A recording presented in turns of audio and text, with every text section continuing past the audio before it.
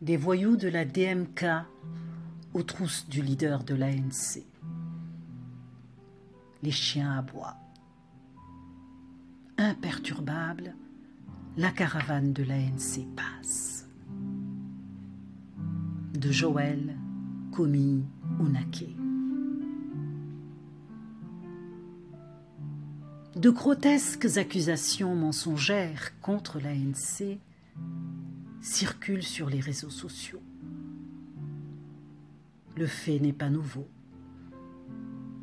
Elles sont, comme d'habitude, l'œuvre de vils individus sans scrupules, qui ont fait du débat des idées et de la lutte politique au Togo un forum, un champ clos de pitreries et de mesquineries, où fleurissent le mensonge et la calomnie.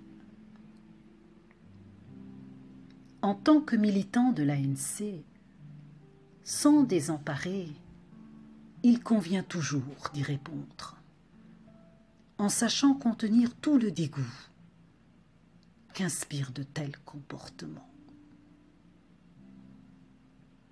Nous avons affaire à des clowns grimaçants qui ont désacralisé le religieux et vidé le politique de toute sa noblesse, en recourant à la vulgarité et à l'infantilisation de nos populations.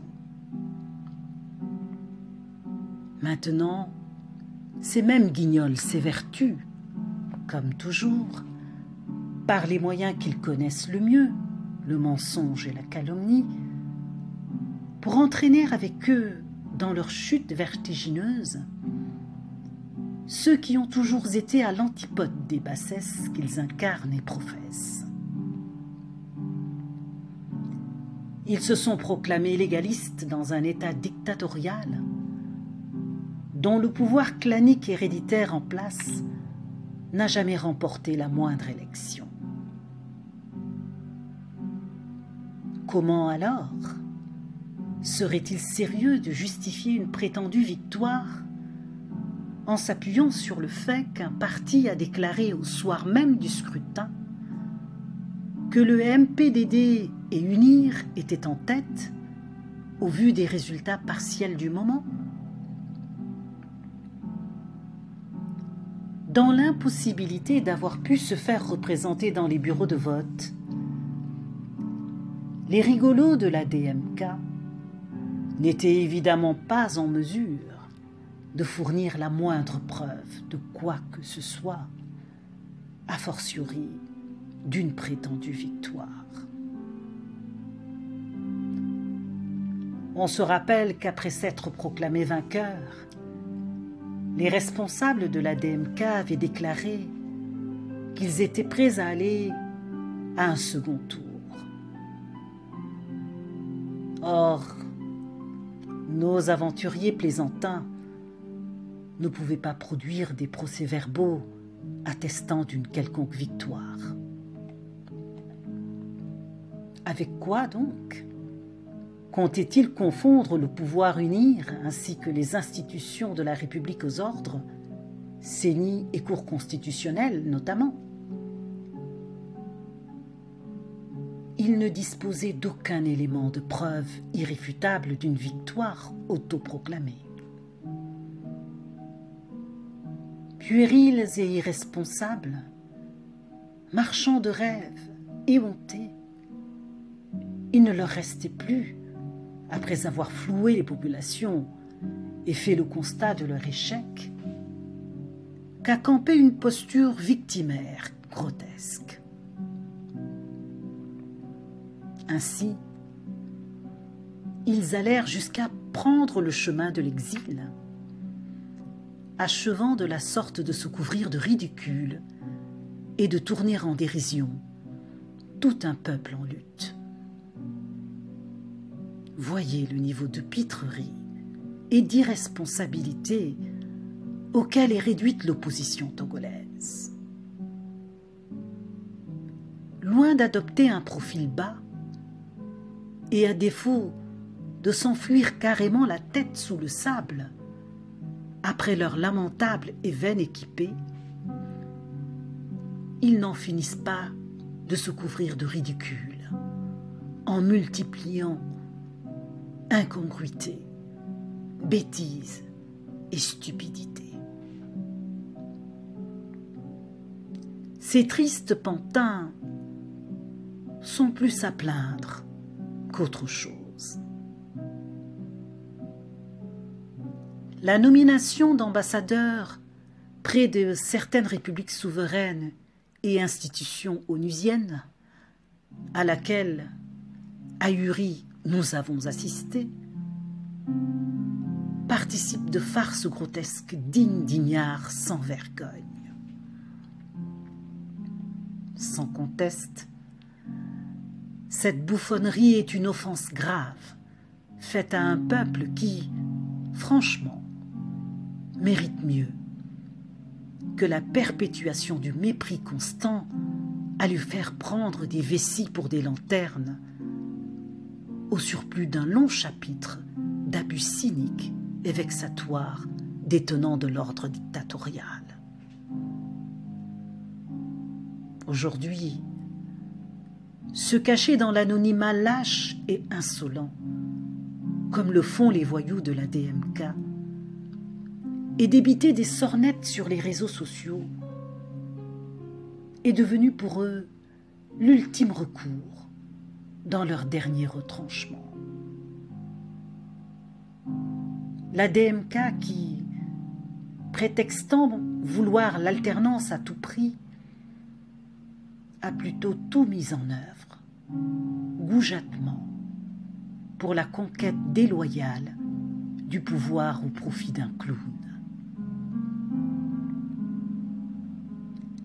L'imam Dicko du Mali, auquel on a voulu comparer le sénile prélat togolais,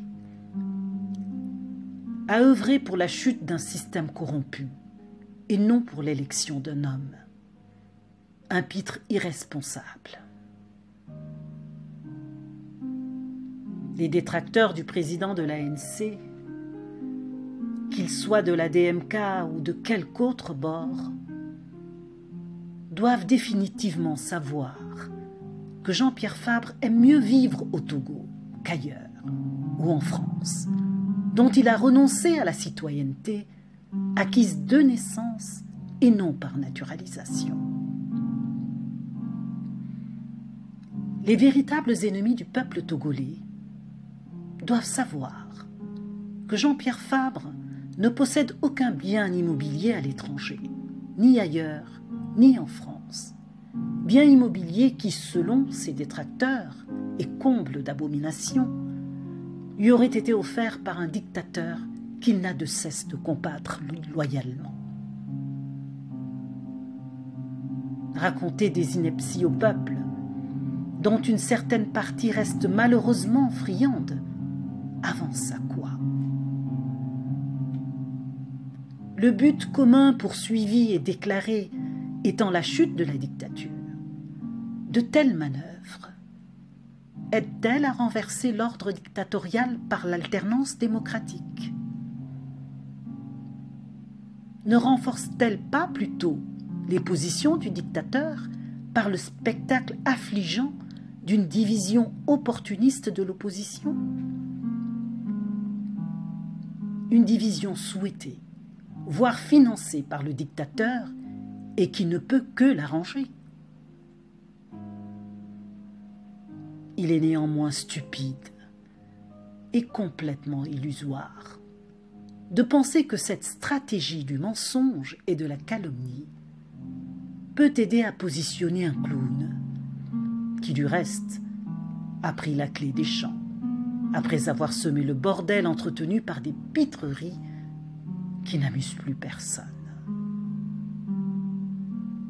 À l'évidence, toutes ces manœuvres de bas étage visent à déstabiliser l'ANC et son président. Mais alors, pour le compte de qui et dans quel intérêt? La réponse coule de source. L'ANC incarne une opposition sérieuse et responsable.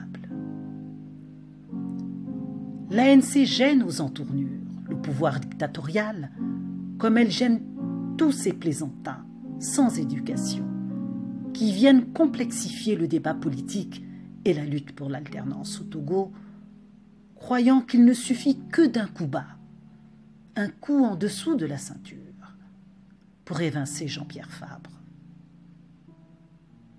Autrement, tous ces esprits malfaisants, véritables ennemis du peuple, ne perdraient pas leur temps à s'ébrouer dans la vase immonde de la calomnie, dont les miasmes pestilentiels ne les gênent plus, charognards qu'ils ont toujours été, bouffant à tous les râteliers et projetant leur incurie et mauvaise éducation sur les autres, ceux-là précisément dont ils envient la force morale. Lu pour vous par Béatrice Manavi Akinosho.